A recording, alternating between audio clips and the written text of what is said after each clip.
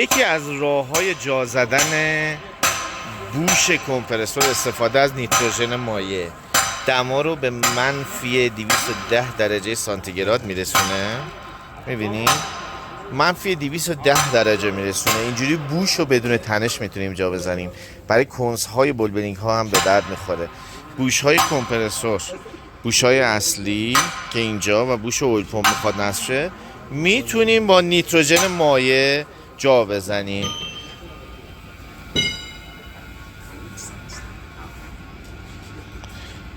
توی بولبرینگ ها هم به کار میادش. البته بولبرینگ ها رو ما میتونیم کنسا رو با کوره القایی داغ بکنیم و بعد جا بزنیم، یا توی بوش ها میتونیم بذاریم توی فریزرهای منفی 60 درجه این کارو بکنیم. اما با نیتروژن مایع کیفیت کار خیلی بهتر در میادش. ببینید یکی از روش های جا زدن بوش با استفاده از نیتروژن مایع هست که